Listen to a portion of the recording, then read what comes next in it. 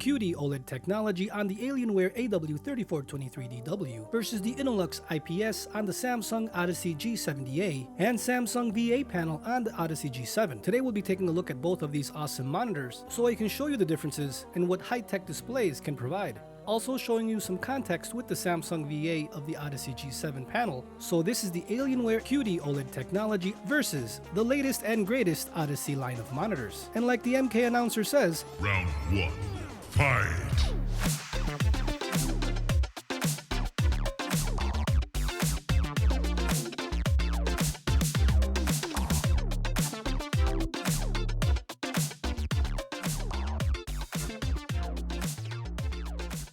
So friends, the QD-OLED panel is rated at 250 nits in a full widescreen mode, while the Odyssey G70A is rated between 330 and 350 nits. And now while we watch these videos to compare on these custom videos that I made, let me tell you a play-by-play of what I'm seeing. Now, I love the Innolux IPS panel as it has an awesome black equalizer that many IPS panels, including the LG Nano IPS panels, do not have. So the perceived contrast is elevated on the Samsung Odyssey G70A, Gigabyte M28U, M32U, and so on. So if you want an awesome contrasty IPS panel, make sure it has an Innolux IPS. Those three monitors do have it, but you can see right here, the QD-OLED panel is brighter than the G70A. And these scenes right here, especially with a lot of dark areas, the QD-OLED really stands out with its OLED technology, pushing that brightness above and beyond what this Innolux IPS panel can do, at least on this G70A, as we all know the M28U and M32U are brighter. Now in terms of color, I see no issues whatsoever on either panel. The G70A really is vibrant and contrasty, there is no problems there. But clearly here,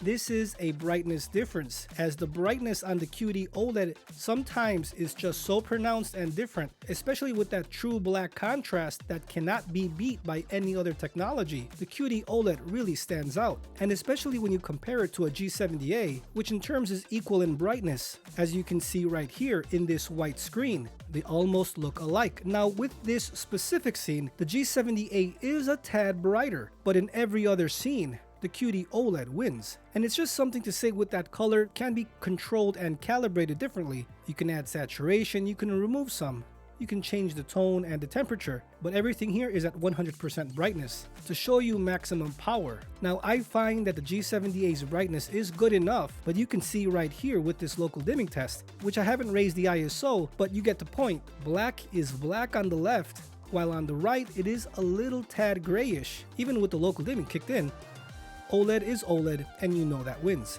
But when it comes to 16:9 content, you can see right here, I believe the G70A wins. So again friends, I always say, if you're going to get this QD-OLED monitor, make sure you feed it ultra-wide content, as 16:9 content, while looking good, just looks different and inferior to every single 16:9 panel that I've been able to test it against. The Aorus, the G7, the G70A, and in the next video, the AW27D, which is even brighter than this panel. The QD-OLED with its contrast looks amazing, at least to me always looks better on a native 16:9 panel. I mean, when you get it and you're using it, I mean, it's gonna look clear, it's gonna look beautiful, but when you compare it, every single time that I have, it loses against these other monitors. Again, gaming, I found it to be exactly the same. I did not see any problems on either panel. The G70A is fast enough with its beautiful and fast IPS panel, but QD-OLED technology brings that OLED speed into the mainstream market for PC gaming, and you really will like that look. I mean, I like that look. And it is different than IPS or VA, and I'll be doing many more versus videos to hopefully show you the differences. But there is something to say, even with this brightness difference on other monitors, there is something to say with that OLED look, that OLED speed and contrast. I've seen many people on the OLED bandwagon, on the QLED or monitor bandwagon, and we're not talking about burn-in, we're not talking about any of that. It's just a different look. Some like it, some don't. Now I don't see why you wouldn't like it. I mean, I love it. I do wish it was a tad brighter. You can see right here in these gameplay scenes, they look even 330, 350 nits in brightness. Even though in SDR the typical rating is 250 nits on the Alienware, it does get brighter than that. And leading now into the G7 video, the reason why I'm putting again the G7 video is to show the context of what brightness power can do and make to the picture. Now, To get the best out of your QD-OLED panel, you need to put it on HDR mode in Windows. Turn on HDR. Look at the SDR slider and turn it all the way to the right. Your SDR content will look almost double in brightness than if you left it on SDR mode. Trust me, you don't want to use this monitor in SDR mode. It doesn't look that good. Because that HDR mode does kick it up a notch in brightness to bring out the highlights, to bring out that color.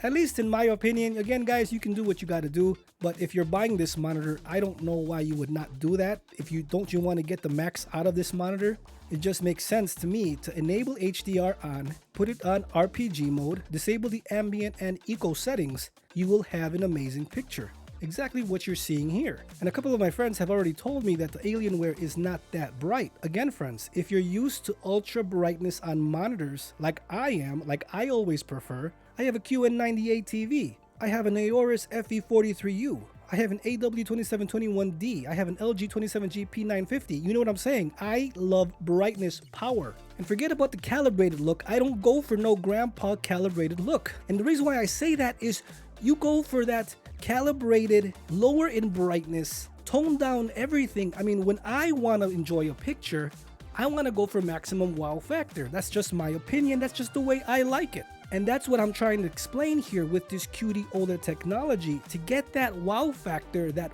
impact of versus other monitors or TVs, what you need to do is set it on HDR, put that SDR slider all the way to the right, RPG mode, and forget about it. You're gonna love this monitor. It's just that when you compare it to all the top of the line monitors that I have, it's one of the best.